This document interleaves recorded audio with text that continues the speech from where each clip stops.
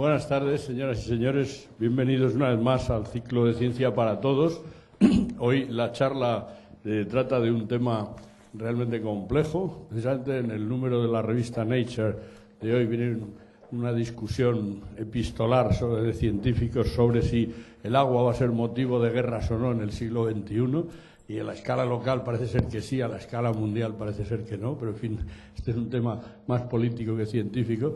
El profesor Llamas es doctor en ciencias y es doctor ingeniero de caminos, ha sido catedrático y ahora es catedrático emérito en la Facultad de Ciencias de la Universidad Complutense y por supuesto es académico de esta casa y es un experto hidrogeólogo, ha trabajado gran parte de su carrera académica, científica, ha tenido que ver con el agua y es una persona empeñada en que en España, empeñada en demostrar que en España hay suficiente agua para todos siempre que se organice bien. Y creo que con ese título, quizá que no voy a leer porque no hace falta y además es un poco largo, creo que recoge muy bien su punto de vista y mejor aún lo va a recoger en la charla que nos va a dar esta tarde. Gracias, profesor Llamas, cuando quieras. Profesor Alario. Bueno, yo antes tengo que pedir excusas porque esta primera transparencia ha sido un error, porque le explicaré por qué. Porque pone ahí que va el Instituto para la Sostenibilidad de los Recursos. Nosotros estamos en la academia y en el que envíe definitivo vendrá bien puesta, pero por un fallo.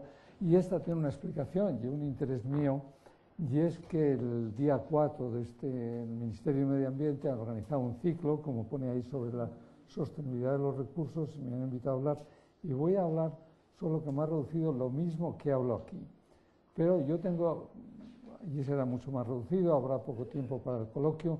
En cambio tengo aquí extraordinario interés en oír su opinión, o sea, no tengan el menor reparo cuando uno dice, oiga, eso yo no estoy de acuerdo, mi experiencia es la contraria. Son temas debatibles, discutibles. Si no sabía, acaba de decirnos profesor Alario que es en Nature, en Science, de esta semana trae el tema del agua está vivo en todo el mundo. Pero yo me atrevo a decir que el grupo que estamos trabajando aquí con ideas nuevas basadas en la realidad, porque España es un maravilloso laboratorio para la política del agua. ¿Por qué es un laboratorio maravilloso? Pues porque España es el país más árido de la Unión Europea, es un país que ha experimentado unos cambios extraordinarios en los últimos 40, 50 años, de ser un país esencialmente rural a ser un país industrializado. Ahora estamos pasando una crisis que esperemos que no tenga mayores consecuencias, pero en fin, entonces eso tiene su repercusión en el tema del agua. Entonces, vamos a ver si empezamos ya. Este es el índice que vamos a tocar, quizá demasiados temas, pero como ven, es una introducción. Luego, ¿qué quiere decir escasez de agua? Lo primero que tenemos que decir, yo digo que no hay escasez. ¿Qué quiere decir escasez de agua? ¿En qué campos el agua tiene? ¿Se oye? No se le oye muy bien, un poquito. A ver, a lo mejor es que no está bien el micrófono. Subirle un poco.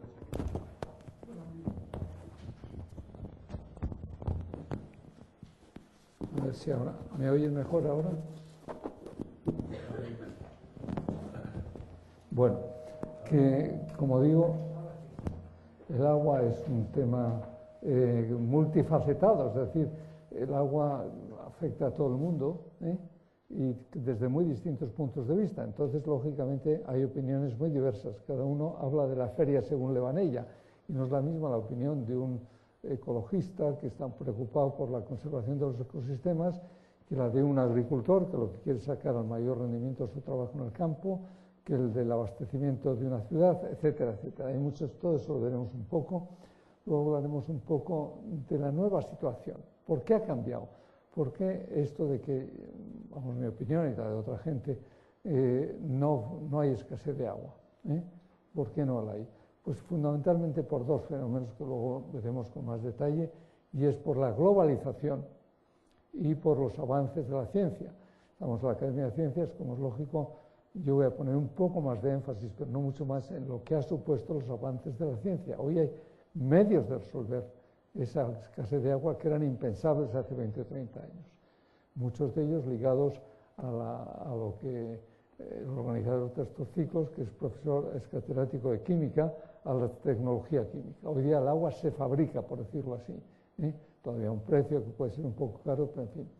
Entonces, ¿cuáles son los obstáculos principales por los cuales todavía hay conflictos regionales? Nunca ha habido guerras del agua prácticamente entre países, conflictos armados, pero conflictos hay muchos. En España los tenemos casi este año menos porque ha llovido bastante, como se ha puesto en la nota, en el resumen que tiene fuera. Pero en fin, hay unos obstáculos que hay, quizá les suene menos, pero diría el principal, lo he puesto en mayúsculas, es un problema ético, es la Organización Mundial de Comercio. No me importa adelantarlo ahora. Ustedes dirán, ¿qué tiene que ver eso con el agua? Bueno, la Organización Mundial de Comercio, que es la que regula el comercio internacional, tiene un planteamiento bajo el dominio de la Unión Europea y de Estados Unidos esencialmente profundamente inmoral desde mi punto de vista.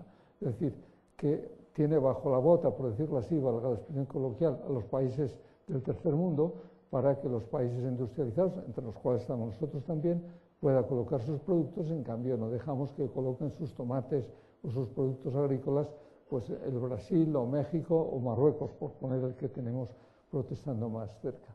Pero en fin, el tema tiene también facetas, como casi todo. Y luego yo hablaré de lo que pienso que son unas posibles soluciones y entramos ya entonces en el tema.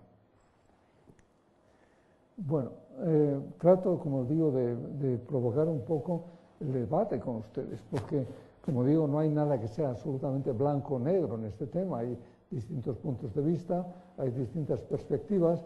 Ustedes desde su lado ven esto que es convexo, en cambio desde mi lado es cóncavo. O sea que, bueno, pues, que hablando se entiende la gente, eso es muy importante. Bueno, esto es una síntesis de lo que he dicho y pongo al final, queda aquí en la academia, si alguno tiene interés, además si no lo pide, unas referencias bibliográficas recientes sobre el tema. Bueno, ¿qué quiere decir que hay escasez de agua? Decir que escasez de agua es que es inferior a la demanda. Pero ya entramos aquí con la confusión de términos. ¿Qué es demanda? ¿Demanda o necesidad? Mire, dentro de un mes y medio, la UNESCO convoca una reunión para hablar del derecho al agua en el mundo, del abastecimiento urbano y el saneamiento. Bueno, es que demanda es un concepto económico. Dice, la demanda está ligada al precio. Y cuando el precio es casi nulo, la demanda es casi infinita. Este es uno de los principales problemas que tiene el agua. Es decir, que no tiene normalmente un precio. En algunos aspectos no tiene por qué tenerlo, porque es un bien vital, es decir, hay que dar agua, pero ese no se plantea en España. Eso es un problema que se plantea para 1.000 millones de habitantes o más y que es un problema del que no da tiempo a entrar ahora, un problema también de ética social, de que es una vergüenza que haya todavía 1.000 millones de personas que no tienen fácil acceso al agua potable. Acceso al agua la tienen porque si no, no vivirían, eso es evidente. Pero entonces eso provoca más muertes y sobre todo más morbilidad, es decir, enfermedades, entonces se rinde mucho menos. Es un serio problema eso en algunos países, pero eso tiene poco que ver, ya lo adelanto, con la escasez de agua. Mire, los países que tienen más problemas de agua normalmente son muchos países que tienen muchísima agua, son los países tropicales, subsaharianos, pero esa agua está contaminada bacteriológicamente fundamentalmente y contaminada por las propias personas. Es decir, el problema fundamental es la pobreza. Bien, pero como digo, el concepto económico es muy importante. Si el precio es casi nulo, la demanda es casi infinita. Entonces, ¿qué ocurre? Normalmente eso va cambiando, afortunadamente, en España. Pero, por ejemplo, el abastecimiento urbano en España todavía tiene que subir el precio, tiene que autofinanciarse. Mire, el coste del agua en una familia clase media-baja española es menos del 1% de la renta de esa familia. Es decir, el coste del agua al día es bastante menos de lo que vale una cajetilla de tabaco, que además provoca tumores, como saben. O sea que entonces es un precio artificial, pero los políticos nunca se atreven a subir precios, aunque sea como una anécdota. Hace años yo decía esto en una entrevista en la televisión y al día siguiente la ordenanza, la vedela en mi departamento de la universidad me vino a echar una bronca. Pero ¿cómo dice usted que tiene que subir el precio del agua? Si todos no llegamos justos a final de mes, ¿a quién se le ocurre decir que nos suban el precio? Bueno, pues eso es el ambiente aquí en la calle. Pero claro, si no se sube el precio, ¿qué ocurre? Pues ocurre que luego están mal financiados los abastecimientos, no invierten en mantener las redes adecuadas, no invierten en las obras necesarias, porque el agua, la programación para el agua es una programación a medio o largo plazo, es decir, a 10, 20 años. Es decir, una presa, o si no es una presa, pues requiere un tiempo. Claro, entonces, esto es uno de los... yo soy muy partidario de la democracia, pero la democracia no es perfecta como ningún sistema político. Entonces, la función objetivo en términos matemáticos de los políticos, sean del partido que sea, es ganar las próximas elecciones. Pues si no ganan las elecciones no tienen nada que hacer. O sea que entonces ellos piensan normalmente, salvo rarísimas excepciones, máximo a 4 años vista, que es el plazo para las elecciones en nuestro país. Bueno, eso es un serio obstáculo para la política del agua, pero no tiene fácil solución, salvo que, pues, y esto tratamos de hacer también en la academia, no solo el agua, sino otras muchas cosas, enviar a la gente, enseñar a la gente que hay que cuidar estos temas, porque si ustedes, si el hombre de la calle, si la sociedad civil no entiende esto, tampoco lo van a entender los políticos. Como digo, los políticos van a ganar las próximas elecciones. Y el tema del agua es un tema muy vivo en el tema de las elecciones en España. Luego, sin mucho detalle, pero algo diré. Bueno, vamos a ver. ¿Qué quiere decir escasez? Bueno, como digo, hay necesidades vitales, es decir, el agua lo hay por todas partes, es un elemento insustituible, el petróleo se puede sustituir, otras cosas, pero el agua es un elemento vital. Es decir, cada día nosotros bebemos de 2 a 3 litros, depende de la edad y tal, y el agua en nuestro cuerpo se renueva cada 2 o 3 semanas. O sea, y nuestro cuerpo, ya los que estamos aquí, ya un poco talluditos, pues el 70% de nuestro cuerpo es agua, y se va renovando, o sea, y en un niño es más. Pero bueno, eso es. En España eso no es un problema significativo, es un problema, como digo, de ética social. Es una vergüenza que de los casi 7.000 millones de habitantes que hay en este planeta, pues haya 1.000 que todavía no tienen acceso fácil al agua potable. Y eso, ustedes están cansados de verlo, pero nadie lo resuelve todavía. Esas fotografías de las niñas yendo con el cántaro a la cabeza, no pueden ir a la escuela porque tienen que ir a recoger el agua para su casa. Pero nosotros tenemos algo que lo damos como una cosa, abrimos el grifo en nuestra casa y tenemos 1 tonelada, 1.000 kilos de agua por 1 euro y poco. Y no solo nos la traen, sino que se la llevan la agua usada. Claro, no hay ningún otro producto que sea tan barato y que sea tan necesario. ¿Qué quiero decir esto? Que hay que subir un poco el agua para que se autofinancien las empresas públicas o privadas que se ocupan de la distribución del agua en la agricultura es otro mundo que luego hablaremos un poco de ello. Bueno, ¿qué necesidades tiene el agua? El agua también tiene otras necesidades económicas, pero y aquí viene un tema clave. En España y en prácticamente todos los países, el 80 al 90% del agua se utiliza para la producción agrícola, es decir, para alimentos y para fibras, es decir, el algodón fundamentalmente. Bueno, ahí es donde está el tema, ahí es donde está el tema fundamental. Sin embargo, ¿qué ocurre? Los agricultores están, en algún aspecto al menos, peor organizados que las grandes compañías de agua, sean públicas o privadas, normalmente este tema pues la gente no se ocupa, es decir, si hay que dar la batalla para que el agua no sea escasa, y eso va a salir varias veces ahora, es el ahorro en la agricultura. Pero el ahorro no quiere decir usar menos agua, es decir, va a salir varias veces, pero lo adelanto ya. ¿Qué ocurre en España? ¿Por qué digo que no hay problema? En España, el 90% del agua, puesto ahí, el 80-90% se utiliza para la agricultura. Bueno, pues de ese 80-90%, el 10% en agricultura, estamos hablando de agricultura, produce el 90% del valor agrario. El 90%. Entonces, ¿qué quiere decir? Que prácticamente el 80, el 85, en fin, las cifras nunca son totalmente exactas en este tema, lo utilizamos para producir basura económica, por decirlo de alguna forma, para producir trigo, para producir maíz, para producir cosas que no tienen sentido hoy, que tenían sentido cuando yo acompañaba a mi padre hace 60 años, que fue de la directora de una confederación, a visitar los regadíos de Castilla la Vieja. Entonces es distinto. España y todos los países vivían una autarquía, tenías que ser autosuficiente en alimentos, pero hoy no tiene sentido. Bueno, tiene un sentido porque las cosas no pueden cambiar de repente, pero están cambiando. Luego veremos. Ahora el Estado, el gobierno debía contribuir, y nosotros estamos contribuyendo, hablando de esto, a que esto cambie un poco. Esta reconversión de la agricultura se tiene que hacer un poco más rápidamente. Porque, es decir, mire, yo hace una semana estaba en Barcelona hablando con un ingeniero de aguas de Barcelona, que es el responsable de una desaladora, luego hablaremos un poco de ello, de Barcelona, que está construyendo. Y decía, bueno, si el problema del agua en Cataluña, igual que Madrid, vamos, Cataluña, Barcelona, igual que Madrid, es de los sitios en que el uso urbano es más grande en proporción a España. Pero aunque es el más grande, Madrid casi es incluso mayor. Es la agricultura. Y bueno, el problema del agua en Cataluña es que tenéis que dejar de cultivar unas cosas de regadío y utilizar esa agua para abastecimiento urbano. Y ese regadío quedará o en secano, o en cultivos ecológicos, o sencillamente para fincas de caza, que es muy importante, es una industria cada vez más importante en Europa. Es decir, que es un tema que yo creo que es importante. Bueno, otros usos del turismo, de la industria de la energía, son mucho más pequeños, pero económicamente mucho más productivos. Ustedes han visto en los periódicos, sale ahora con frecuencia, las energías renovables y la energía solar, que en España parece está teniendo bastante, en fin, con vaivenes para adelante y para atrás, pero que parece que tiene bastante interés. Bueno, una planta termosolar típica, que son 50 megavatios, pues exige 1 millón de metros cúbicos de agua.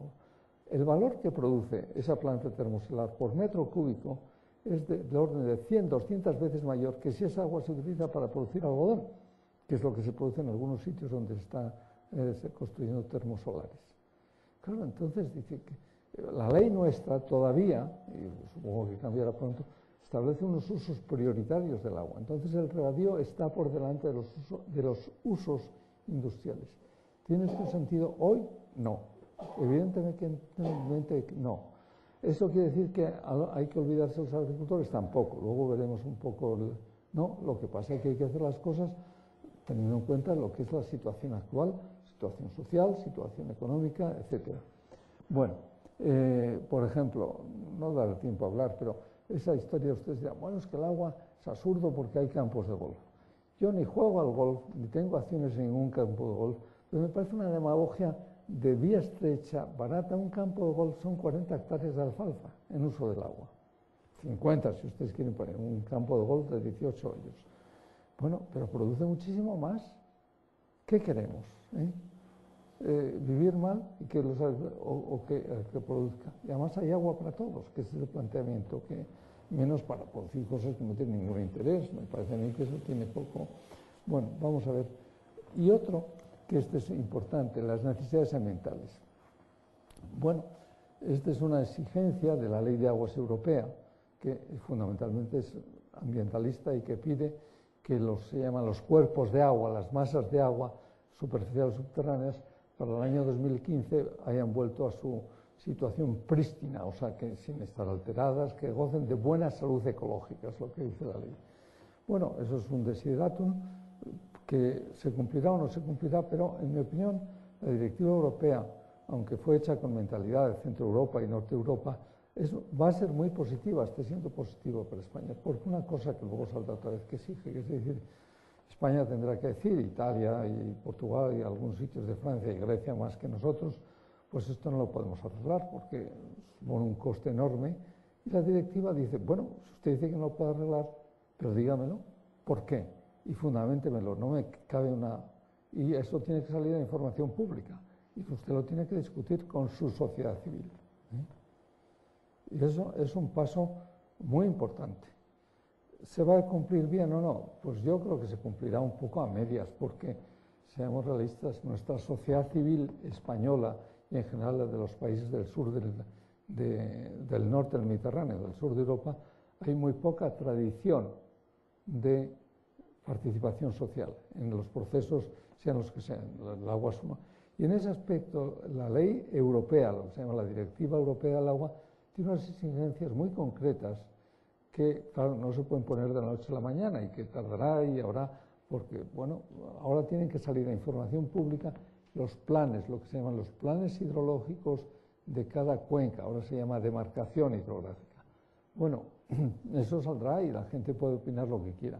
Pero claro, un plan hidrológico de estos tiene 1000, 2000 páginas. ¿Qué ciudadano normal se lee? Y va a haber 17 en España, 17 o 18.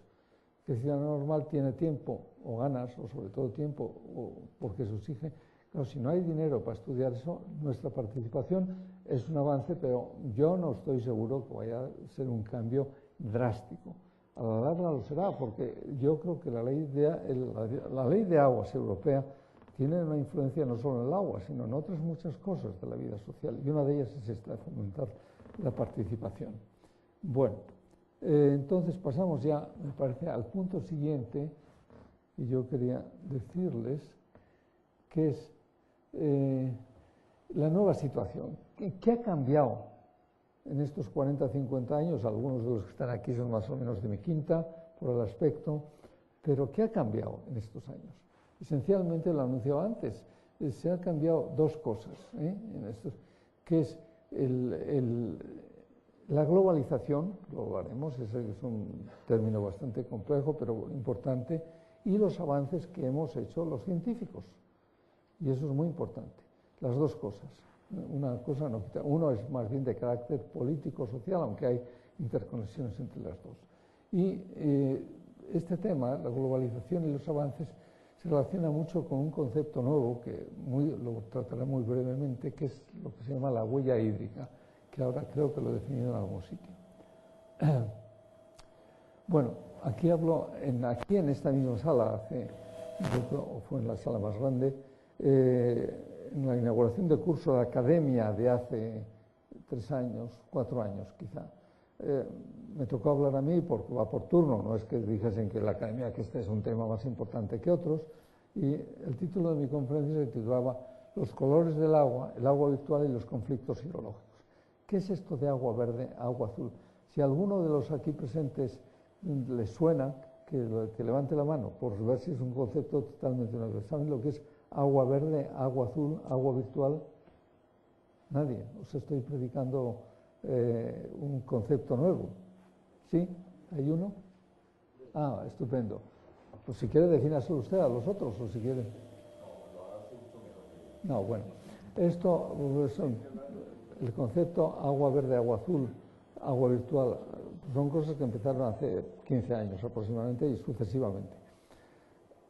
Casi siempre la política del agua en todos los países ha sido dirigida al agua azul. El agua azul es la de los ríos y la de los acuíferos, el agua subterránea y el agua superficial, porque es la única que el ser humano era capaz de controlar de alguna forma, mediante obras, sean pozos, sean presas, sean canales, etc. Y el agua verde se llama, vamos, a la gente no le gusta, a mí me parece bien. Agua verde es el agua de lluvia, la que queda en el suelo, lo que se llama la zona no saturada, y se llama verde porque es la que permite la función clorofílica. ¿Saben? La función clorofílica es la acción de los rayos del sol, hace una fotosíntesis que es muy importante, y utilizando agua fundamentalmente y la energía solar, consigue el CO2, el carbono de la atmósfera, transformarlo en sustancia orgánica. Entonces puede ser trigo, puede ser cebada, puede ser bosques, puede ser lo que sea, ¿no? En sustancia orgánica. Es un aspecto muy importante. Bueno, pues el agua verde, digo, del agua que llueve, todo el agua viene de la lluvia, fundamentalmente no hay agua nueva que aparezca del centro de la Tierra o que venga de otros planetas, pues fundamentalmente, grosso modo, el 70% de lo que cae se queda en agua verde, es decir, queda humedeciendo el suelo. Y un 30-40% pasa a los ríos, pasa o penetra y va a los acuíferos y se bombea o vuelve a los ríos, porque los ríos se alimentan fundamentalmente, al menos en los periodos sin lluvia, del agua subterránea. Bien, pues eso es el agua verde y el agua azul. El agua verde, como digo, hasta hace pocos años no se tenía muy en cuenta, porque bueno, el agua verde, yo no puedo coger el agua verde del suelo y trasladarla a otro sitio. La que está, y si hay bosque, puede tener un tipo de cultivo, puedo tener otro, puedo intentar mejorar las técnicas de cultivo, pero el agua verde era como poco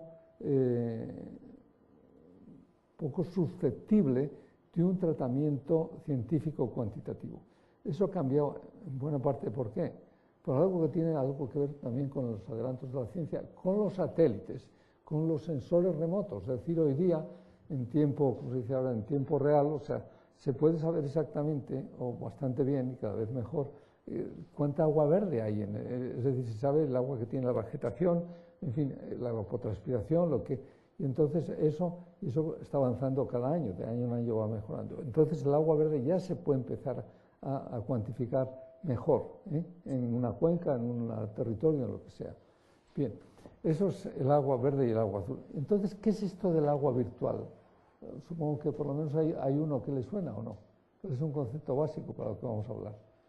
Bueno, miren ustedes, para producir 1 kilo de trigo, con agua verde o agua azul, con lo que sea, hace falta números redondos, depende del clima, 1000 kilos de agua, o sea, 1 metro cúbico de agua. Para fabricar un par de zapatos, no de plástico, sino de piel de vaca, hace falta 8000 kilos de agua. O sea que cuando llevan los zapatos con piel de vaca, como llevarán muchos, llevan colgados 8000 kilos de agua, 8 metros cúbicos de agua. ¿Por qué? Porque eso, como se calcula, son números que se van refinando, pero grosso modo también, pues claro, eso es una vaca, la vaca vive 4 años o más, pasta, etcétera, etcétera. Luego el proceso de la vaca bebe, pero vamos, sobre todo es el pasto. Y hacen unos números y dicen, bueno, pues la cantidad de agua que ha hecho falta para producir ese bien, en este caso para zapatos, pues esto, para producir lo que sea, es decir, para todo, para casi todo, vamos, alguna excepción hay, hace falta agua. Y el agua que hace falta para producir un bien o un servicio es lo que se llama agua virtual. Bueno, pues esto desde hace ya, digamos, 7 o 8 años, pues hay unos números cada vez más afinados. Y entonces de ahí pasamos a la huella hídrica, huella hidrológica. En inglés dicen water footprint. Entonces, ¿qué es el water footprint? Una persona, una región, un país necesita agua. La suma de las necesidades de cada uno, para los trajes que llevamos, para la comida que hacemos, para todo, es lo que se llama la huella hídrica de la persona o de la colectividad o del país. Y en eso cuenta lo mismo el agua verde que el agua azul. Es decir, cuando yo estoy comiendo pan, no sé si viene de secano, es decir, alimentado con agua verde o con agua azul. Es decir, eso es lo que se llama la huella hídrica. Eso varía de un país a otro. Hace 3 años hubo un foro electrónico de estos que interviene gente de todo el mundo sobre la huella hidrológica. Y aquí yo participé, pero bueno, participaron unas 300 personas por internet. Aquello terminó una batalla campal entre los vegetarianos asiáticos y los comedores de carne americanos y europeos. ¿Por qué es esto? Bueno, entonces, para producir 1 kilo de carne de vaca hace falta aproximadamente 15.000 kilos de agua, porque la vaca vive 4 años, porque pasta, etcétera, etcétera. Para producir 1 kilo de cerdo hace falta mucho menos, hace falta una tercera parte, los pollos todavía menos, pero tienen mejor rendimiento en relación al pienso que se les da, ¿no? Bueno, pues, ¿por qué terminó aquí una batalla campal? Si uno es vegetariano, necesita menos agua virtual para su alimento que si es un comedor de chuletón de Ávila, que le gusta el chuletón de Ávila. Y entonces allí se planteaba el tema de que poco menos, si uno quiere ser respetuoso con la naturaleza, tiene que ser vegetariano, que era lo que sostenían los hindúes, los budistas, asiáticos, en fin, los que sea, y algunos occidentales también, no todos los vegetarianos. Todos, estoy seguro que todos ustedes conocen a algún vegetariano, yo no tengo nada contra los vegetarianos, o sea que pero lo que sea vegetariano, lo que quiera, pero que no me diga que tengo que ser vegetariano porque no hay agua para producir esto, porque eso no tiene sentido. Es decir, grosso modo, es decir, la huella hidrológica en España de una persona viene a ser unos 1.200 metros cúbicos persona y año, sumada a agua verde y agua azul. Y en España lo que tenemos de agua verde y agua azul, pues es algo así como 20 veces eso. Es decir, que consumimos el 5, el 6, el 7% del agua total que se dispone. Y si se hace a nivel mundial es casi parecido. Es decir, que si a ustedes les gusta el chuletón de Ávila, cómanselo con total tranquilidad porque no están afectando al medio ambiente. O sea que, ahora, esos conceptos son importantes y van a influir mucho, están influyendo ya en la política hidrológica de todo el mundo. Como digo, el uso consultivo total en el mundo viene a ser ahora 7.000 kilómetros cúbicos. Bueno, de estos 7.000 kilómetros cúbicos de agua utilizados, que como digo es tanto de los ríos como de la lluvia, pues aproximadamente el 80% de esos productos, hablo de agricultura porque la agricultura es el 90% de todos los usos del agua. Entonces los otros son industriales o los campos de golf, o el turismo, los abastecimientos de las ciudades, que son importantes también políticamente y económicamente, pero bueno, a efectos de decir que hay escasez de agua, no hay escasez de agua. Entonces, de ese agua utilizada hoy día, como digo, son 7.000 kilómetros cúbicos, el 80% se consume dentro del país en que se riega o en que es agricultura. En inglés se dice rain-fed, o alimentada por la lluvia, aquí decimos secano. Pero bueno, también es agricultura rain-fed, los pastos de la cornisa cantábrica, o el maíz de la cornisa cantábrica, o la remolacha no de regadío, de secano, que se produce en muchos sitios de Andalucía. O sea que es... Entonces, el 80%, como es lo lógico, se consume dentro del país. Solo hay un 20% de esos productos alimenticios que son objeto de comercio internacional. Y ese comercio internacional de alimentos es lo que llamamos comercio de agua virtual. Es decir, cuando Marruecos o Libia está importando un barco de trigo, está importando 1.000 barcos de agua virtual. Es el agua que hubiese sido necesaria para producir ese trigo en ese país o en el que viene. O sea que ese es, entonces, por hacerse una idea, un número clásico que suele dar, es decir, hoy día los países del norte de África, que como saben son muy secos, pues importan en agua virtual una cantidad de agua mayor que el caudal del Nilo, que es el río más largo del mundo, no el más caudaloso, pero sí el río más largo. Es decir, que si estos países no pudiesen comprar esos alimentos, lo pasarían muy mal, porque no tienen agua suficiente en el país para producirlos. O sea, eso es un hecho que se produce, no porque lo hayamos inventado desde la Academia de Ciencias o unos investigadores. Es decir, por ejemplo, Jordania, que es quizá uno de los países más secos del mundo, Jordania importa agua virtual que es 7 veces más que el agua propia que tiene, el agua azul, digamos, que ellos agua verde apenas tienen, porque no, llueve muy poco, ¿no? Entonces, Israel igual, un poco menos, tiene algo más de agua, es decir, Israel puede ser 4 veces.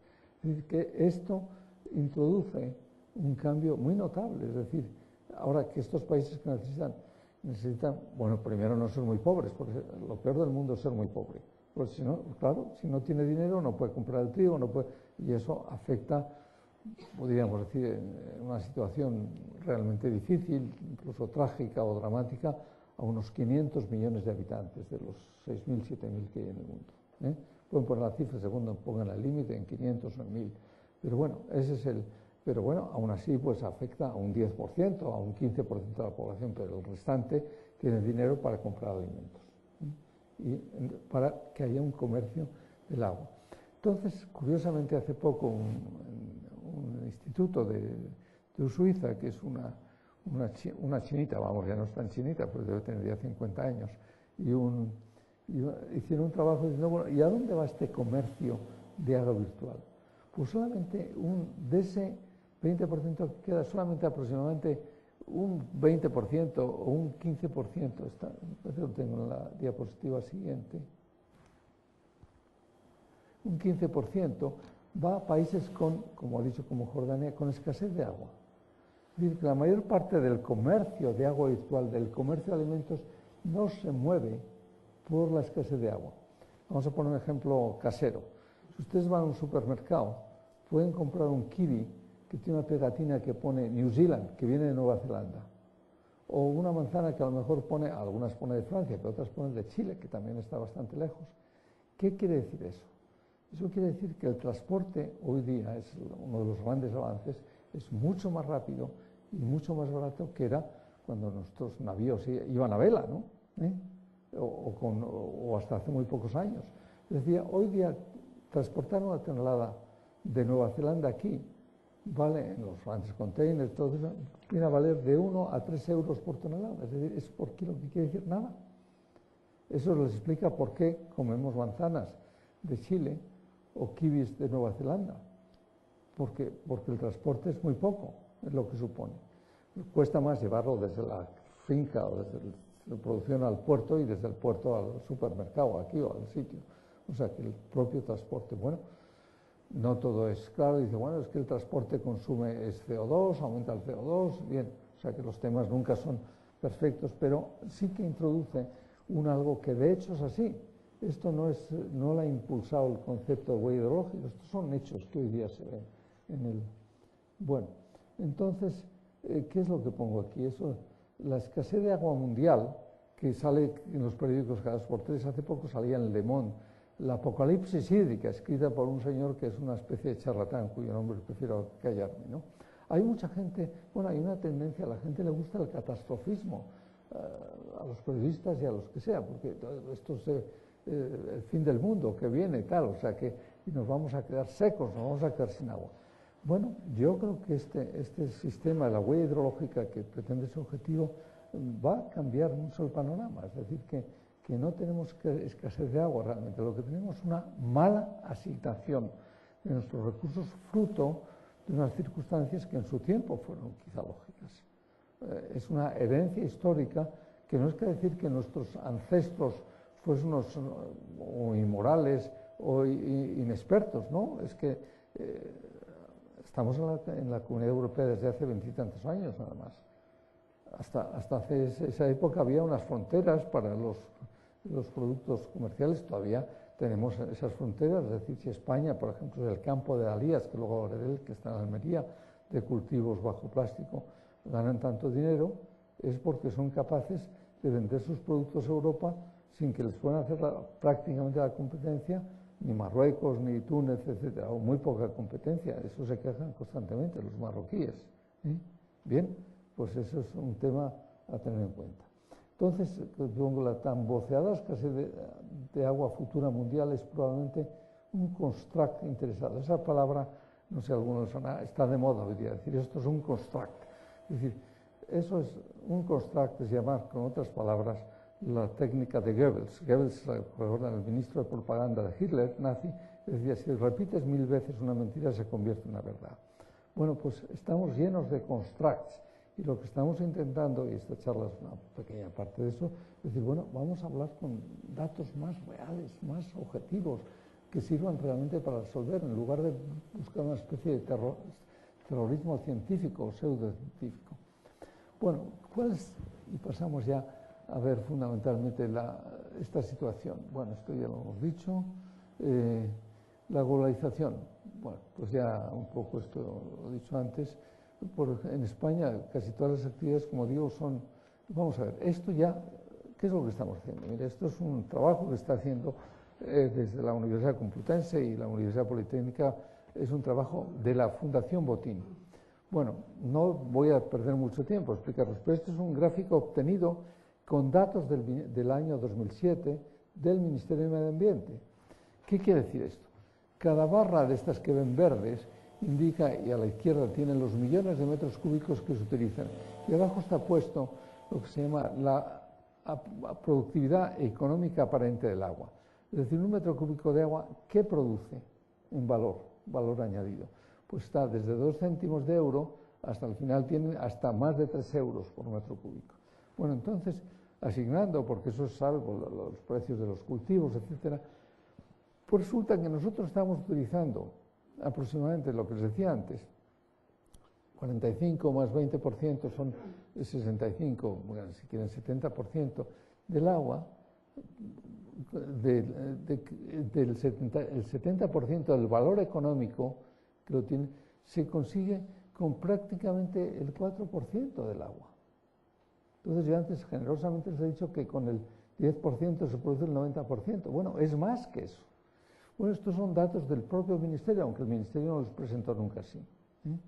Pero esto es importante. Entonces, el otro aspecto, por ejemplo, esto es ¿qué produce un metro cúbico de agua? Dice valor añadido, un metro cúbico de agua, según en qué se utilice. Pues en cereales no produce prácticamente nada, produce muy poco. En arroz produce un poquito más, en otras cosechas, tal, en los olivos un poco más, y si tiene ahí los cultivos en invernadero, pues produce como media, ya produce 5 euros por metro cúbico. Es decir, que las diferencias es más de 1 a 100. Entonces, cuando hablamos nosotros de agricultura, ¿de qué estamos hablando? Es decir, los 25.000 hectáreas que hay de regadío bajo plástico en invernadero en el campo en Almería, en el campo de Alías, valen más en euros los 5 millones de hectáreas que hay de cultivos de cereales en España. Entonces, ¿nos falta agua? No, lo que tenemos es que reasignar esos recursos. Eso no se puede hacer en un día, eso tiene unas connotaciones sociales, políticas, económicas, etcétera, irá cambiando. Pero estos son los datos. Estos son los datos, yo siempre no ataco a nadie por decirse con los datos del adversario. Estos son los datos del Ministerio de Medio Ambiente, que hizo hace 2 años, lo presentó. Yo no sé si luego ha desaparecido o continúa en la red, pero este estudio. Entonces, esto es muy importante. Aquí está la clave, y esto en la agricultura, porque antes decía, si pasamos esto, ponemos, en lugar de greenhouse crops, o sea, cosechas de invernadero, ponemos una planta termosolar, eso se nos pasa a 50 euros por metro cúbico.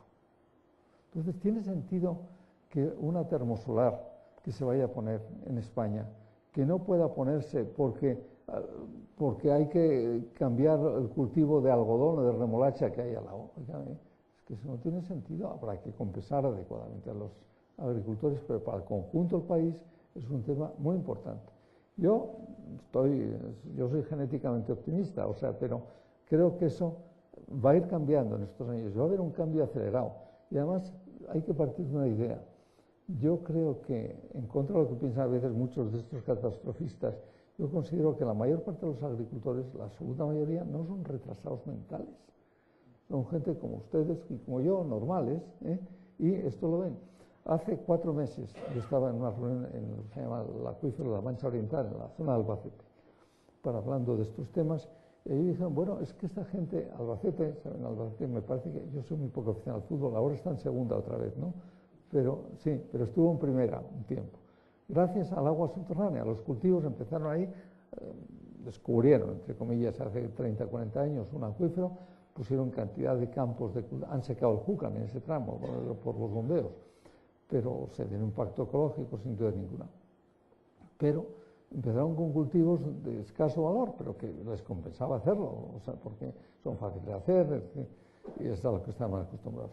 Pero ahora, cuando estuve en esa reunión, ellos mismos están cambiando del trigo y del maíz, están cambiando al cultivos de olivo por regadío, como sabes, está de moda el aceite de oliva. Si van a los aeropuertos se vende casi como más caro o igual con unas botellas más bonitas que los licores mejores. Es como una medicina que se ha puesto de moda. Bueno, pues está muy bien, a España le favorece.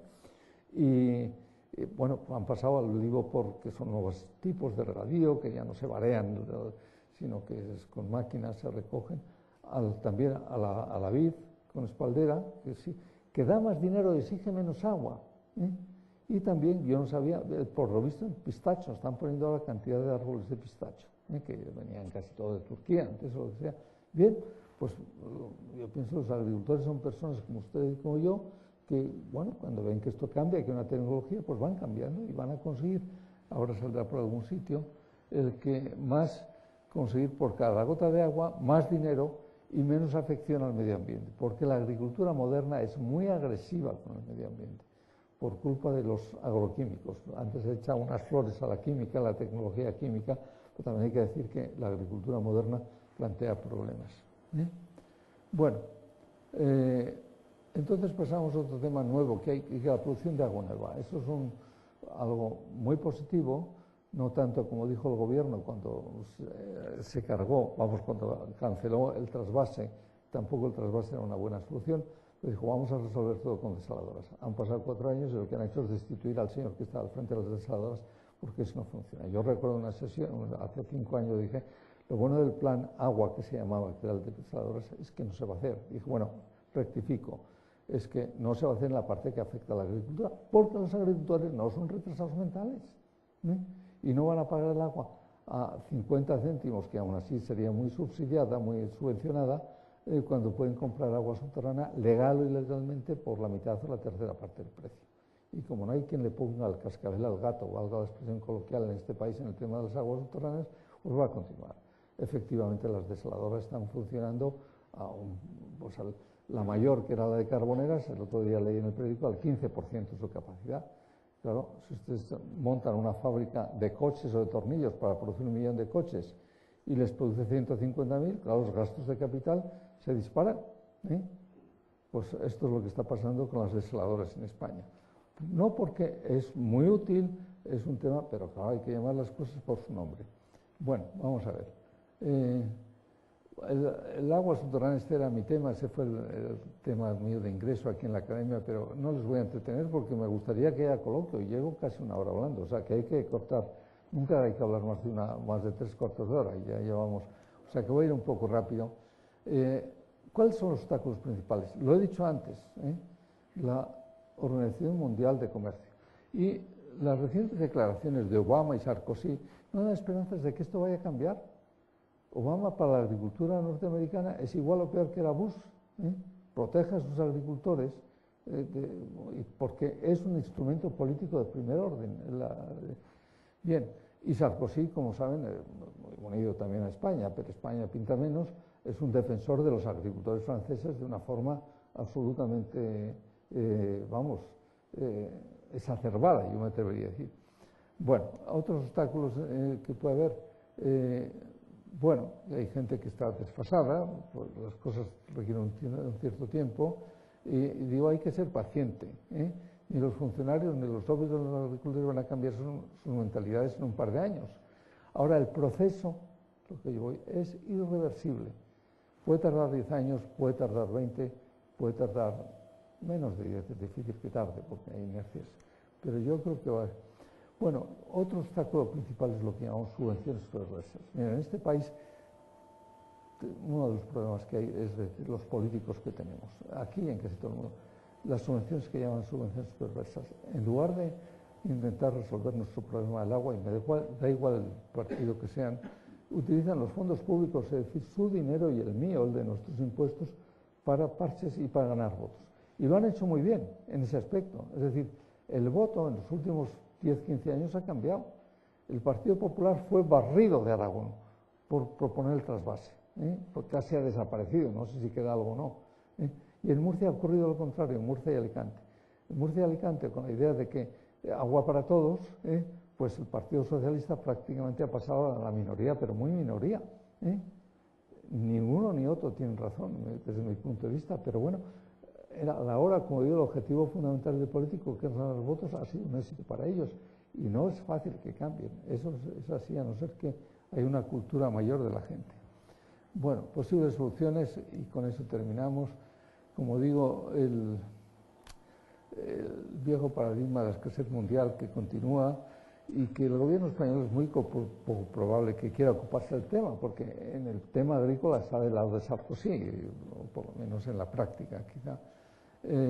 Bueno, posibles soluciones, yo creo que sí que está, yo tengo una esperanza puesta en este método nuevo que se llama la huella hidrológica, que ponemos juntos los metros cúbicos con los euros que se producen, y eso estamos trabajando en ello, un equipo juntamente con el Departamento de Economía Agraria de la Politécnica de Madrid, y hemos hecho ya bastantes, pero en fin, no, esto parece. Y creo que esto, afortunadamente, no somos solo este equipo, digamos, de la Politécnica y de la Complutense, sino que ya en muchos más sitios están empezando a hacer la huella hidrológica de La Rioja, de Cataluña, del otro. Bueno, eso va a contribuir a crear una mayor transparencia en los datos, una mayor objetividad. Nunca hay una objetividad absoluta, pero yo soy optimista en que eso va a ser. También otro tema importante, que no ha dado tiempo apenas a mencionar, uno de los grandes problemas que tiene España y otros muchos países es la falta de transparencia. Todo el mundo miente, en el sentido que dice una parte de la verdad, nada más.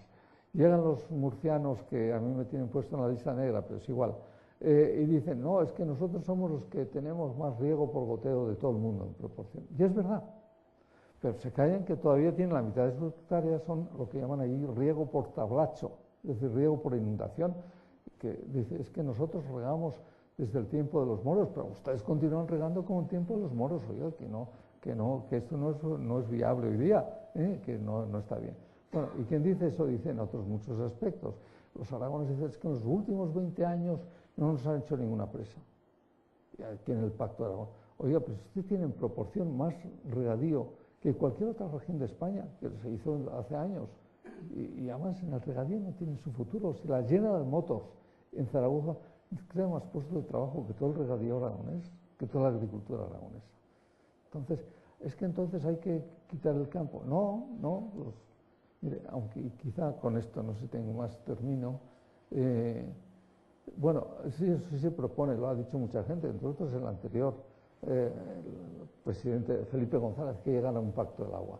Ojalá, a mí me gustaría mucho, pero vista cómo están los políticos utilizando el agua como arma de combate política, no es fácil, ¿no? ¿Y qué más? Bueno, ahí están las referencias y yo creo que dejamos unos minutos para el que quiera preguntar. Seguro que han quedado puntos oscuros, hay puntos que son discutibles, pero en fin, estamos abiertos. Sí,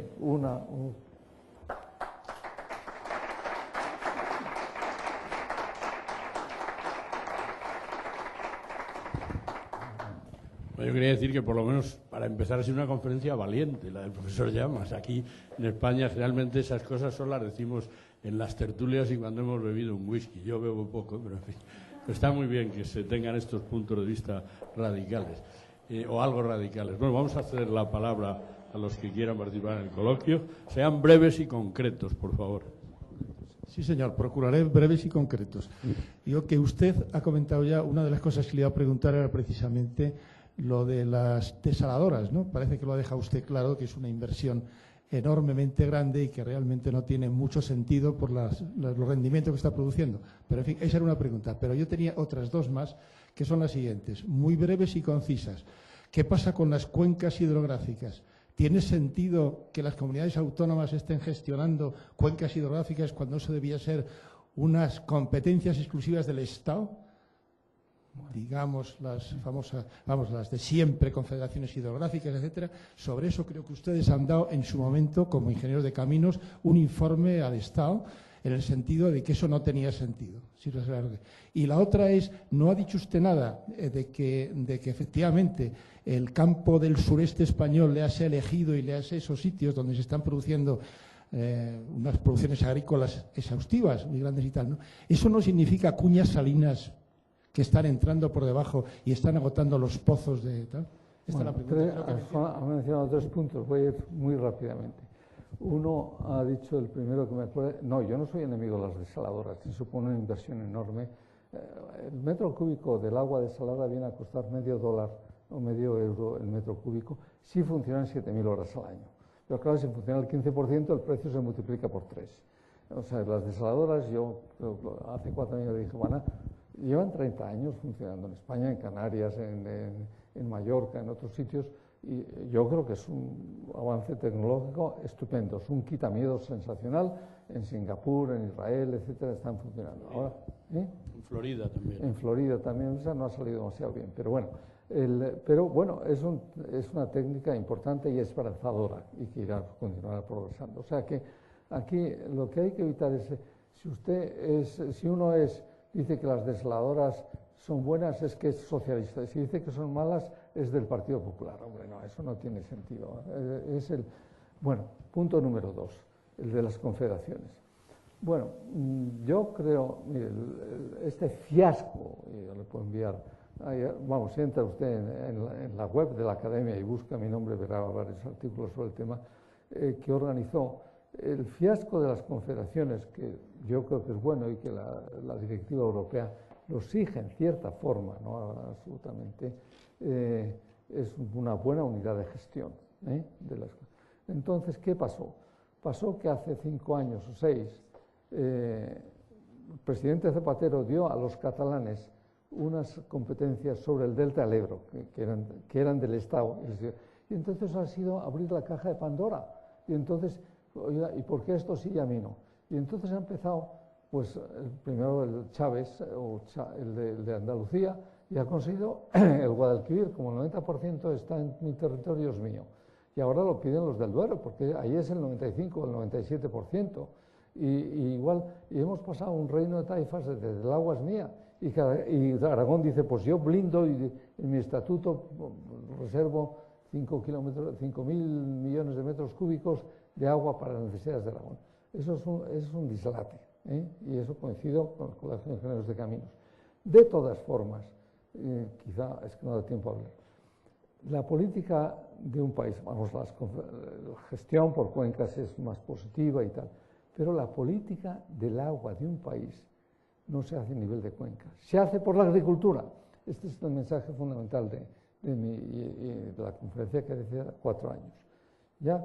Es decir, el régimen de importación y exportación que no lo decide el Ministerio de Medio Ambiente, lo decide el Ministerio de Agricultura o el Ministerio de Comercio. Ya no existe el Ministerio de Comercio, lo que corresponde ahora. Es decir, que el tema es más complejo que eso. De todas formas, coincido con usted, es buena llevar la gestión, por otra parte, a través de las confederaciones, y para mí ha sido un error fragmentar, porque está conduciendo a que los de Vitigudino de abajo no quieren dar agua a los de Vitigudino de arriba. El agua es mía.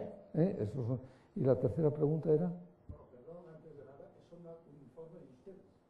Bueno, yo no lo he hecho, lo ha hecho el Colegio de Caminos y me parece bien, pero están atrasados en ese aspecto, yo diría. Está bien las confederaciones, pero... No, mire, vamos a ver. Eso es de buena parte por mis colegas hidroesquizofrénicos partidarios de las aguas superficiales, que sí piensan que el destino de todo pozo que está cerca del mar es volverse salino. Eso no tiene por qué ser así. Hay sitios donde hay entrada de agua marina, sobre todo porque no se hacen las cosas como se debe. Mire, mi primer viaje a los Estados Unidos hace ya 40 años era para visitar lo que se llamaba la barrera contra la intrusión salina cerca de Los Ángeles, que el año pasado le dieron un premio de Estocolmo, que es la Semana Mundial del Agua. O sea, que ese es un tema gestionable, no es un destino inevitable el que si se bombea cerca del mar. Lo que pasa es que hay que hacerlo con sentido común y con sentido científico. Es decir, que no todo pozo, no toda extracción de agua al lado del mar. Israel, hace ya 50 años también, yo estoy trabajando en Israel un tiempo, estableció en su llanura costera, no tiene intrusión marina. ¿Por qué? Porque hacen las cosas como hay que hacerlas. Aquí, como es un caos absoluto la gestión del agua subterránea, pues claro, se produce intrusión marina en la mayor parte de los sitios, porque cada uno bombea donde quiere y como quiere, por lo cual no es bueno. Pero eso técnicamente es tratable. Bueno, en primer lugar, profesor, muchísimas gracias por su charla tan reveladora e inspiradora. Quería hacerle una pregunta sobre una afirmación que ha hecho, evidentemente, y además de comercio, si el precio es cero, la demanda puede ser infinita. Luego se trata de averiguar cuál es el precio ideal del agua. ¿Usted cree que puede ocurrir una cartelización, como ha ocurrido con el petróleo, de forma que haya un acuerdo de países, que podría ser la OMC, de fijar un precio del agua, que eso evidentemente organizaría los mercados? No, yo creo que eso no va a funcionar. Primero porque el agua no se transporta. Hoy día es mucho más fácil transportar alimentos que transportar agua. Es mucho más fácil y más barato. Y segundo, es tan distinto de un país a otro. Es decir, ahí hay un debate, que no he podido entrar en él, que cada vez que hay una reunión se organiza la Marimorena, porque en general los sindicatos, la batalla contra que el agua sea de dominio público o dominio privado, por ejemplo, la gestión. Bueno, eso se refiere exclusivamente hoy día a los abastecimientos urbanos, que son el 5% del agua que se utiliza en el mundo.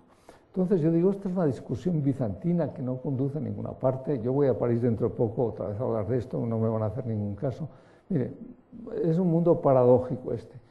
El país que tiene más gestión, no del agua, gestión privada del abastecimiento urbano es Francia, que trabaja en muchos sitios del mundo.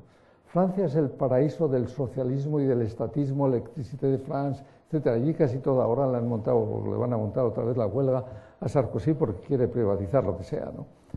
El país que es, y ahí es el paraíso de las grandes compañías, casi todas las grandes compañías mundiales de gestión de agua urbana son francesas, de origen francés, hoy día son multinacionales.